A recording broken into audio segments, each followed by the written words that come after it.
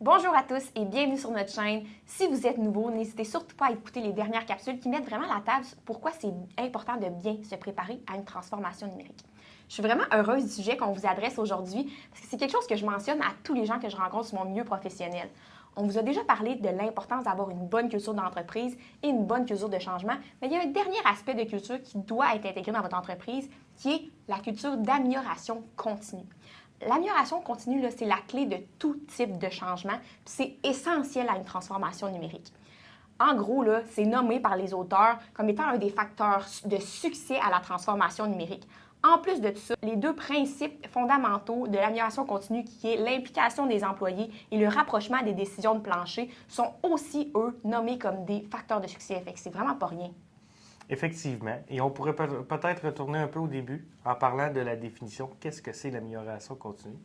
La définition qu'on vous présente, ce n'est une qu'on a choisie parce qu'on trouve qu'elle est très représentative de comment ça se déroule. Donc, l'amélioration continue, c'est quoi?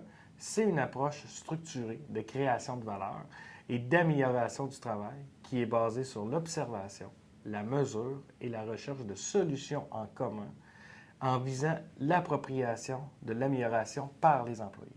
Donc, dès la définition, on met déjà la table pour parler à quel point c'est important d'avoir l'implication des employés dans cette démarche-là, et on ne le dira jamais assez. L'amélioration continue aussi, ce qui est intéressant, c'est que ça fonctionne à tous les niveaux. Donc, du plancher de production jusqu'à vos processus administratifs, ça fonctionne et c'est éprouvé. Et en fait, en gros, qu'est-ce que c'est l'amélioration continue? C'est vraiment un réflexe qui pousse à questionner constamment les méthodes qu'on utilise, comment les processus sont exécutés. Et ce réflexe, ça pousse à jamais être statique. À l'image du sport, c'est vraiment une culture qui pousse à être constamment meilleur.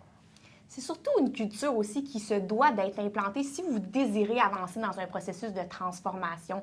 À titre d'entreprise, il faut que vous vouliez toujours être meilleur et donc toujours vous améliorer. On va vous présenter quelques bénéfices pour vous indiquer à quel point ça peut être avantageux pour vous d'avoir de l'amélioration continue. Il y a premièrement l'augmentation de votre productivité. Vous seriez en mesure potentiellement de mieux utiliser vos ressources. Il y a aussi l'amélioration de la qualité, donc moins de défauts sur vos produits et donc une augmentation de la satisfaction de vos clients. Il y a aussi une meilleure compétitivité sur le marché parce que vous seriez en mesure de mieux répondre aux besoins changeants de vos clients. Puis aussi, il y a aussi l'engagement de vos employés qui va créer un meilleur climat de travail puis une meilleure satisfaction au travail. Il y en a plusieurs autres, mais c'était les principaux qu'on voulait vous présenter. Malgré les bienfaits, il y a quand même une réticence envers l'amélioration continue parce qu'on a souvent l'impression que quand on investit du temps en amélioration, on perd du temps de production. Mais j'aime vraiment l'image qu'on va vous présenter à l'écran pour illustrer ces principes-là, que parfois, c'est essentiel d'arrêter pour mettre en place une meilleure méthode qui va ensuite vous permettre de repartir plus efficacement, plus rapidement et donc gagner du temps.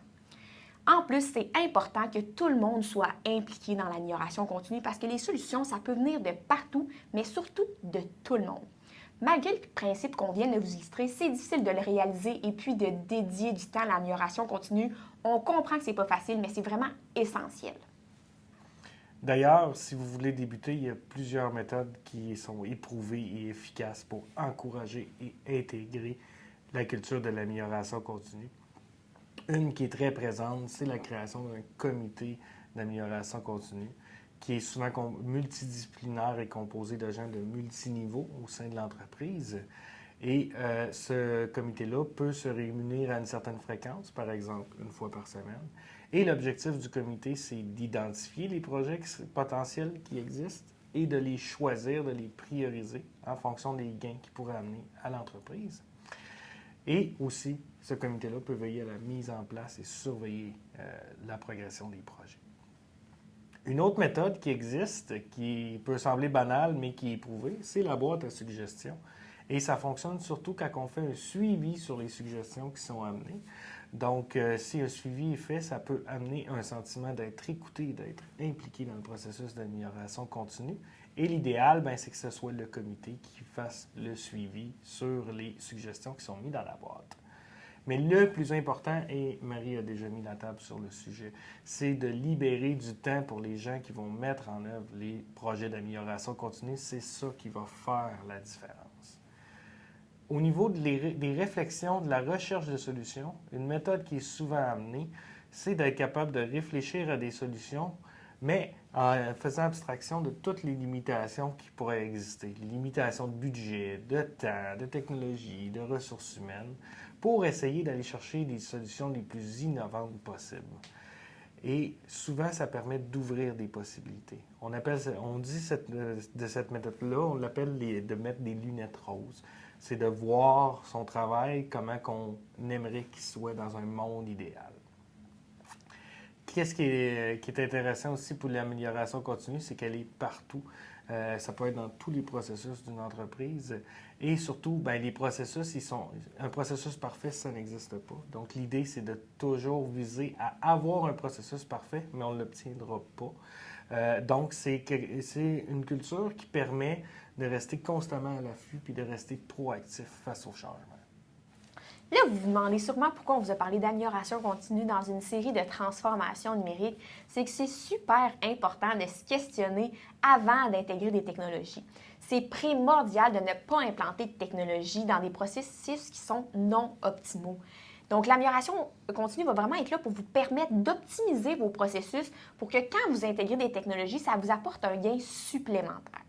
C'est un concept très important à intégrer au préalable parce qu'il faut seulement automatiser et numériser des étapes à valeur ajoutée. Donc, il ne faut pas automatiser et numériser le chaos de votre entreprise.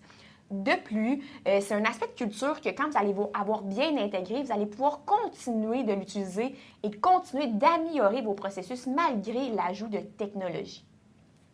C'est donc un aspect super important pour le succès de tous vos projets. Il n'est jamais trop tard pour mettre en place de l'amélioration continue au sein de votre entreprise. C'est même le temps de vous lancer si vous n'en avez pas déjà en place ou si vous en avez en place, d'investir plus de temps.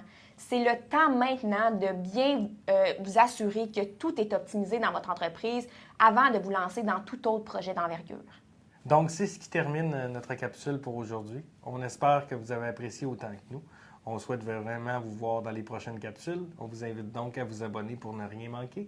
Le prochain sujet, ça va commencer à être du sérieux. On va parler des indicateurs de performance. À bientôt!